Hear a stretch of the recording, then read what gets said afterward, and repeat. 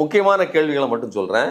நிகழ்ச்சி நடைபெறும் நாளில் இறுதி முடிவு யாருடையது? அதாவது வண்டியை உள்ள கொண்டு போய் இந்த மாதிரி கூட்டத்தை நடத்துறோம், இப்படி போறோம், இந்த இதையெல்லாம் நீங்கள் முடிவெடுத்தது யார்? அது மட்டும் இல்லாம கூட்டம் அதிகமாகிறது என்ற தகவல் வந்த போது நிகழ்ச்சியை தொடர சொன்னது யார்? டிஎஸ்பி உள்ள போக கூடாதுன்னு சொல்றாரு, இல்ல போயிடலாம் அப்படின்னு இவங்க முடிவு சொல்றாங்க. அப்படி சொன்னது யார்? காவல்துறை தடுத்தும் நீங்க போயிருக்கீங்க, அதை முடிவு பண்ணது யாருன்னு கேக்குறாங்க. ஆமா, அந்த முடிவு யார் எடுத்தது? சொன்னது ஒருத்தரா இருப்பாருங்க, முடிவு யார் எடுத்தா? விஜய் சொல்லாமல் அவர்கள் அங்கே முடிவு எடுத்துக்கிட்டாங்களா அப்படிங்கிற ஒரு கேள்வி இருக்கு. இன்னொன்னு, கீழ இருந்து குழந்தை ஒண்ணு காணோங்கிறது வந்துச்சு. ஒரு அம்மாவுக்கு தண்ணி தேவைப்படுது, ஒரு குழந்தைக்கு தண்ணி தேவைப்படுதுன்னு வந்துச்சு. அப்பெல்லாம் இவங்க தூக்கி போட்டாங்க. குழந்தை காணுங்கிற செய்தியை ஆதவ அர்ஜுனா லேட்டா சொல்லி அவர் அந்த பாட்டு பாடி முடிக்கிறதுக்கு அவர் வெயிட் பண்ணுவார். கீழ இருந்து தகவல் அப்போ இந்த விஷயங்களை எல்லாம் நீங்கள் எப்படி ஹேண்டில் பண்ணீங்க? அங்க ஒரு பிரச்சனை ஏற்பட்டு விட்டதுன்னு செய்தி வந்த உடனே ரியாக்ட் பண்ணீங்களா, அல்லது உங்களுடைய நிகழ்ச்சியை நடத்துறதுக்கு மும்முரம் காட்டினீங்களா? இதெல்லாம் அவர்கள் கேட்டிருக்காங்க. கூட்ட நெரிசல் ஏற்பட்ட அந்த நிமிடத்தில் நீங்கள் எங்கே இருந்தீர்கள்? காயமடைந்தவர்கள் பற்றி உங்களுடைய உடனடி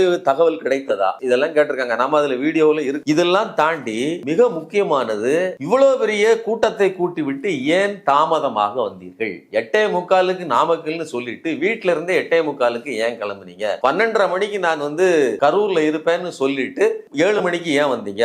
6-7 மணி நேரம் காக்க வைப்பதற்கு காரணம் என்ன அப்படின்னு கேட்டிருக்காங்க.